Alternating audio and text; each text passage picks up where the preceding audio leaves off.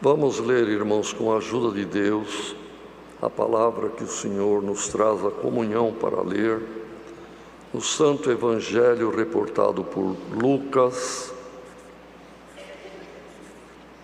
no capítulo 4. Lucas, capítulo 4.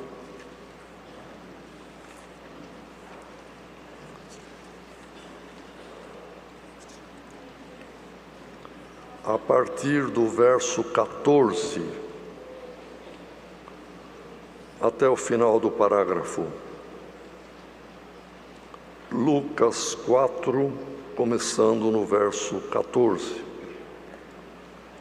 Então, pela virtude do Espírito, voltou Jesus para a Galileia, e a sua fama correu por todas as terras em derredor, e ensinava nas suas sinagogas, e por todos era louvado. E chegando a Nazaré, onde fora criado, entrou num dia de sábado, segundo o seu costume, na sinagoga, e levantou-se para ler. E foi-lhe dado o livro do profeta Isaías.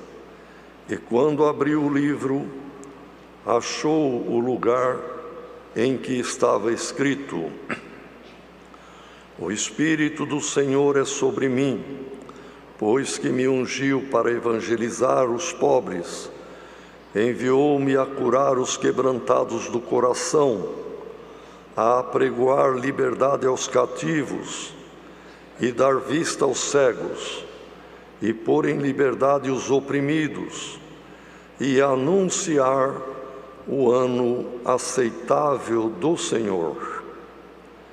E cerrando o livro, e tornando-o a dar ao ministro, assentou-se.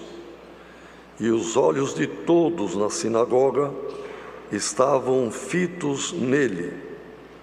Então começou a dizer-lhes: Hoje se cumpriu esta escritura em vossos ouvidos. E todos lhe davam testemunho e se maravilhavam das palavras de graça que saíam da sua boca. E diziam: Não é este o filho de José? E ele lhes disse: Sem dúvida, me direis este provérbio: Médico, cura-te a ti mesmo, faze também aqui na tua pátria tudo o que ouvimos ter sido feito em Capernaum. E disse: Em verdade vos digo que nenhum profeta é bem recebido na sua pátria.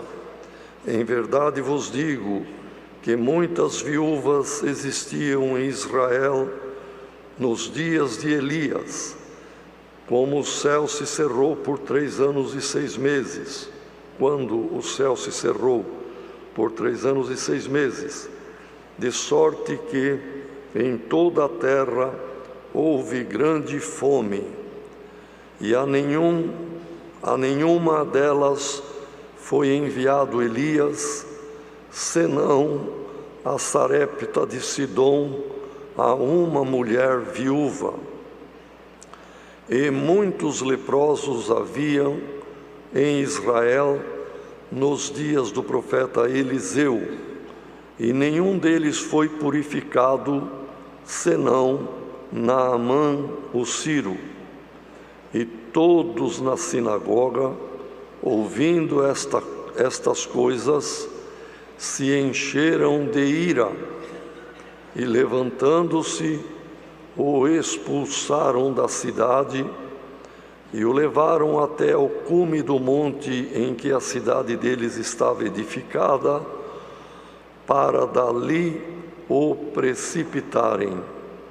Ele, porém, passando pelo meio deles, retirou-se e desceu a Capernaum, cidade da Galileia, e os ensinava nos sábados, e admiravam a sua doutrina, porque a sua palavra era com autoridade. Até aqui, irmãos. Glória ao nome do Senhor. Irmãos, aqui ficou registrado estes acontecimentos com Jesus, quando veio a Nazaré, onde ele fora criado, porque Jesus nasceu em Belém, como todos sabemos, numa época de um censo decretado pelo governo de Roma,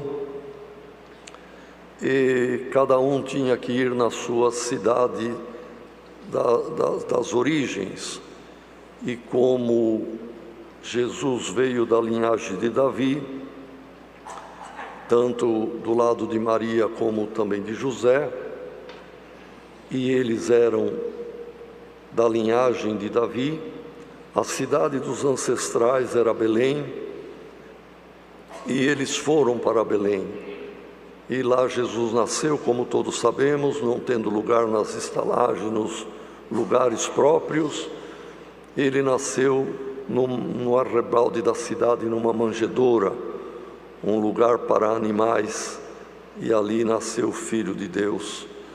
Depois, fugindo da ira de Herodes, foi menino ainda, levado pelo pai e a mãe para o Egito, e ficou no Egito um período.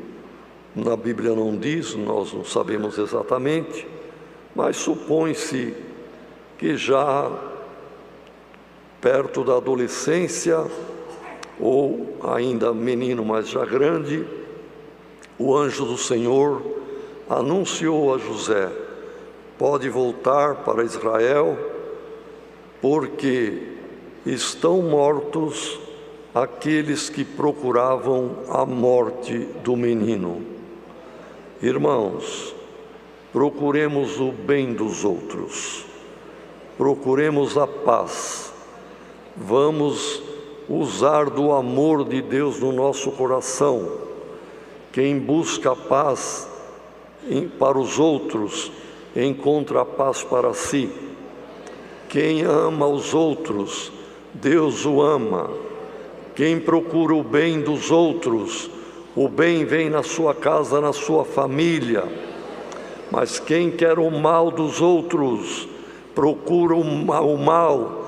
Como Herodes procurava matar o menino, veio a morte para ele. Glória ao nome do Senhor, e a vida para o menino crescer e se tornar homem e cumprir a sua missão redentora que ele veio para isto. Então, irmãos, quando voltaram, foram para Nazaré.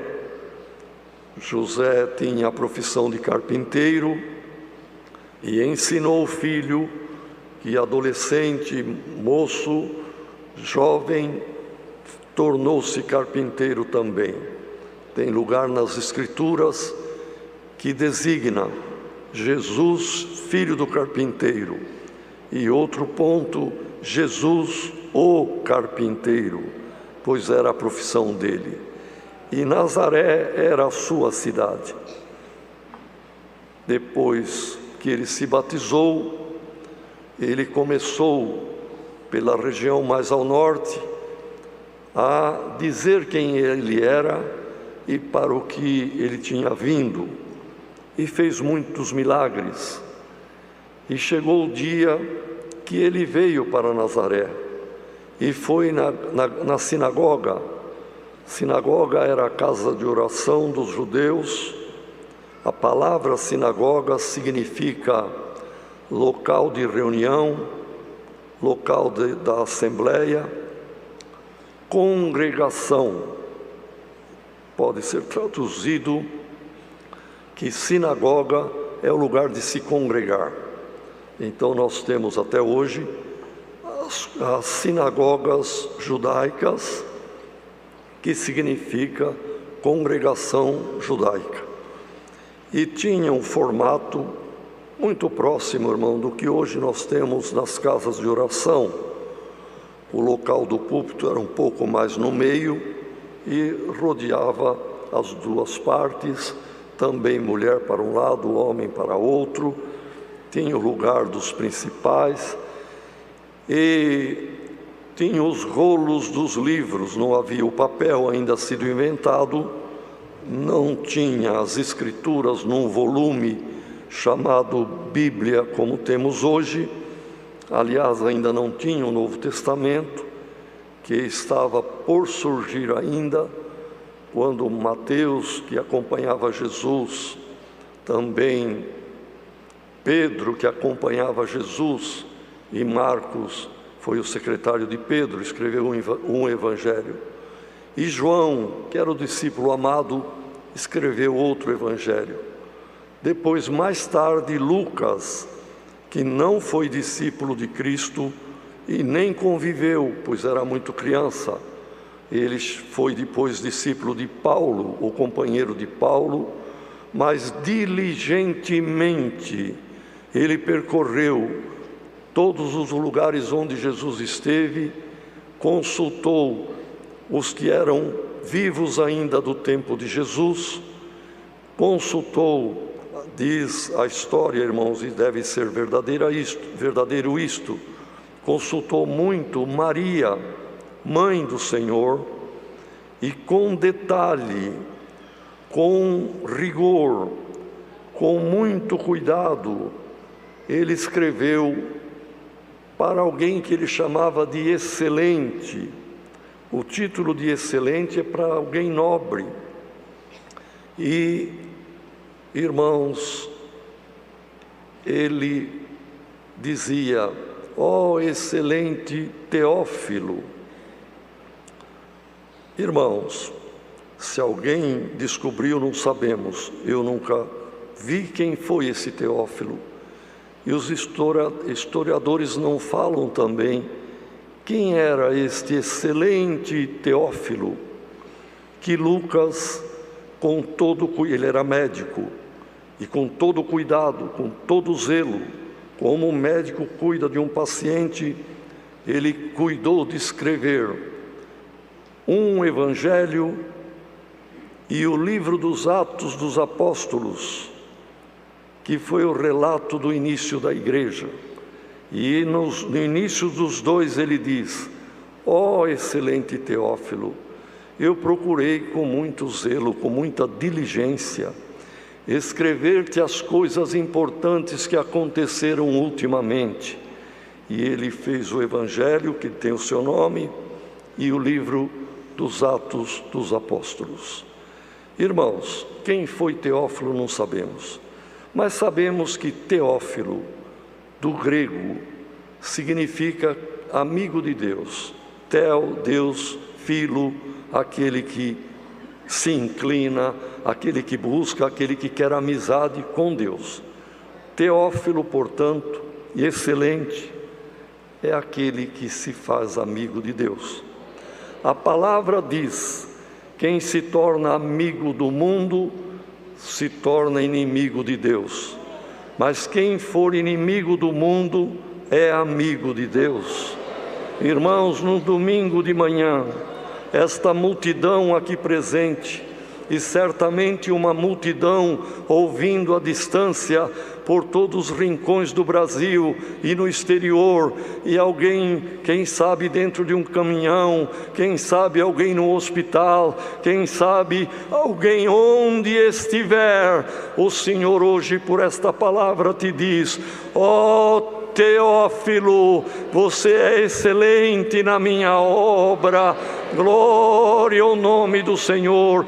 Deixamos o mundo, não somos amigos do mundo, mas somos amigos de Deus.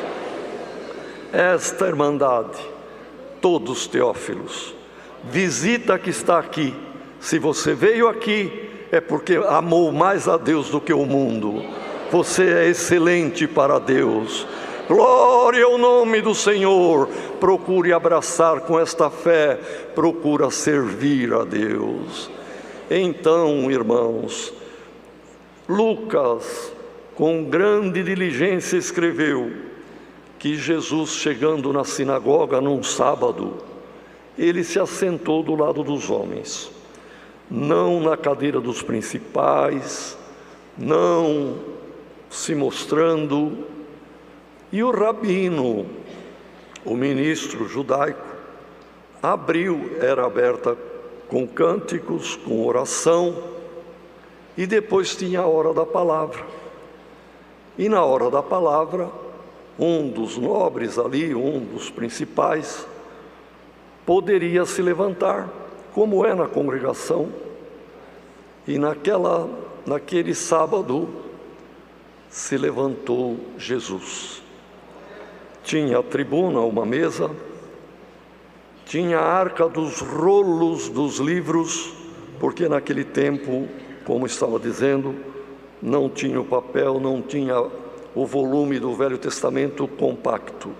Tinha os livros, o Pentateuco, lá dos primeiros livros, 5 livros do Velho Testamento, os profetas, os salmos, e cada um num rolo de pergaminho, que naquela época, irmãos, eles iam emendando. O pergaminho era a pele de cordeiro, de ovelha, bem trabalhado para ficar fininho e poder escrever à mão com pena de ave mesmo, com um biquinho para escrever, tinta, e escreviam. Os copistas copiavam para ter outros volumes para outra sinagoga, para outra. Então tinha os rolos dos livros, e era enrolado num cilindro de madeira trabalhado, mas como um pedaço de um cabo de vassoura, à direita e à esquerda, e era desenrolado e lia-se. O hebraico é escrito da direita para a esquerda. Irmãos, quando Jesus vinha, o rabino pegou de entre os pergaminhos ali, os rolos, e pegou o rolo do livro de Isaías e entregou para Jesus, e sentou na sua cadeira. Jesus, perante a sinagoga, abriu o rolo do livro e leu. Naquela época não existia capítulos e versículos, era continuado como uma carta manuscrita. Mas hoje, por bênção de Deus, na Idade Média, Deus permitiu que os tradutores, os capuchinos, os monges que faziam as traduções, foram iluminados para colocar capítulos ou dividir em capítulos e versículos. E hoje nós sabemos que o lugar que Jesus leu é o que está hoje no capítulo, salvo erro, 61 de Isaías. A Irmandade leia em casa. É necessário que leiamos a Bíblia, irmãos. É necessário conhecer a riqueza que está neste sagrado livro. São elas, e guiados por elas, irmão, que vamos encontrar a verdade, alimentar a nossa alma e ter a vida eterna. Então Jesus abrindo todos, é como pegar a Bíblia e dizer: irmão, nós vamos ler, não é bom fazer isto, mas às vezes alguém fez, vamos ler aqui onde abriu e ler. Jesus fez isto, mas ele era a palavra, ele era o Filho de Deus, ele era o Salvador do mundo. Então abriu e leu o que abriu, e ele leu estas palavras: o Espírito de Deus, do Senhor, está sobre mim. Era ele, irmão. Ele me ungiu para evangelizar os pobres. Ele enviou-me para curar os quebrantados do coração. Irmãos, isto foi escrito, revelado pelo Espírito Santo para Isaías, quase 700 anos antes. Estavam aqueles rolos, todos conheciam, todos liam, sabiam desta profecia, mas não sabia quem e sobre quem o Espírito do Senhor pairava para fazer todas estas obras. E ele então disse: o Espírito do Senhor é sobre mim, me ungiu para evangelizar os pobres, enviou-me para curar os quebrantados do coração, para pregoar liberdade aos cativos, para dar vista aos cegos, para dar liberdade aos oprimidos e para anunciar a salvação, o ano aceitável do Senhor. Cerrou o livro e entregou para o ministro e foi sentar no lugar dele. Silêncio. Que é isto? O Espírito do Senhor está sobre ele. É ele o Messias. É ele o enviado pelo Pai. É ele que vai dar salvação à humanidade. É ele que vai libertar os oprimidos e cativos do diabo. É ele o Messias que nós estamos aguardando. Glória ao nome do Senhor. Então, ninguém mais olhou onde estava o ministro, mais ou menos no meio. O olhar de toda a congregação se voltou para Jesus. Então ele falou: vocês estão me olhando? Hoje se cumpriu esta profecia. 600 e tantos anos se passaram, mas hoje o que Isaías escreveu lá atrás, pelo Espírito Santo, está aqui entre vós o cumprimento dessa profecia. Então eles entenderam que estava ali mesmo o Salvador. Irmãos, a salvação está tão perto de cada um de nós. O Senhor hoje habita dentro do nosso coração. Ele é o teu Salvador, Ele é o nosso remidor, é Ele que dá alívio ao oprimido. Quem sabe algum irmão veio nesta manhã: Senhor, eu vou congregar, mas não suporto a opressão que está sobre mim. O Senhor veio para libertar, que esta opressão saia da tua mente, do teu coração, em nome do Senhor Jesus, pois Ele está dentro do teu coração. O teu coração, o meu, o nosso coração é o templo para a habitação do Senhor. E aí em seguida, irmãos, a multidão ficou ávida. Agora nós vamos ver milagre. Eu ouvi falar que ele curou o cego, eu ouvi falar que ele deu ordem para o paralítico, e o paralítico vinha carregado na cama e saiu andando e carregando a cama que o carregava. Quem sabe ele vai fazer um milagre, quem sabe ele vai fazer aqui agora alguma obra grandiosa para nós assistirmos. Mas o Senhor, de onde estava, falou de novo com toda a congregação: eu sei o que vocês estão pensando. Já que você é o médico, então mostra a tua capacidade. Cura-te a ti mesmo. Nós te conhecemos. É filho de José. É um homem moço, na verdade ele era, mas enfim, que nós sabemos aqui a oficina onde trabalhava como carpinteiro. Agora deixou de ser carpinteiro, é um feitor de milagres. Faça um milagre aqui. Eu sei que vocês estão pensando isto, mas não vou fazer nenhum milagre aqui.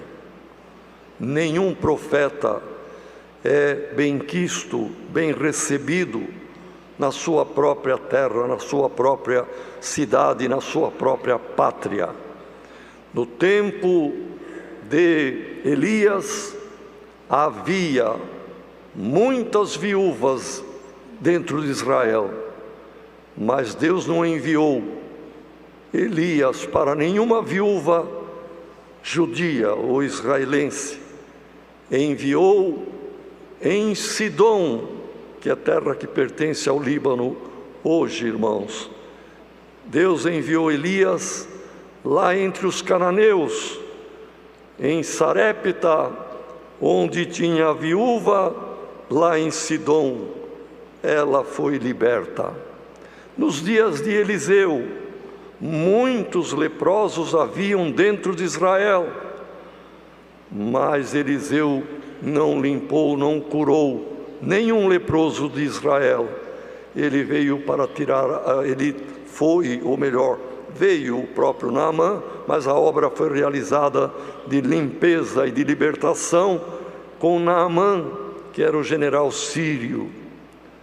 Quando disse isso, eles entenderam, irmãos, que Jesus estava dizendo que não ia fazer milagre ali, e que ele veio para quem cresce nele, não só de Israel, mas das outras nações e povos do mundo inteiro, de toda a raça, tribo, nação e língua. Ele anunciou isto.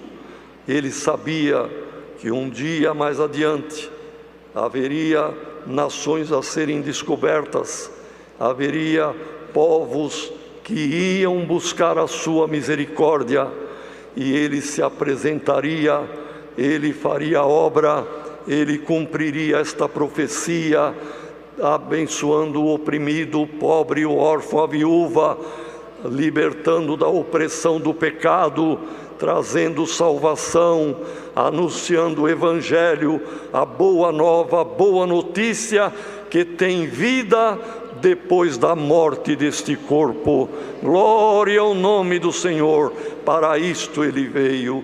Quando entenderam isto, que ele estava dizendo que não ia fazer nada, e que ali tinha incrédulo, e que nem eram dignos de receberem a salvação, irmão, imediatamente o Espírito que neles operava se manifestou, e eles se levantaram, se arremessaram contra ele, o agarraram e o arrastaram para fora.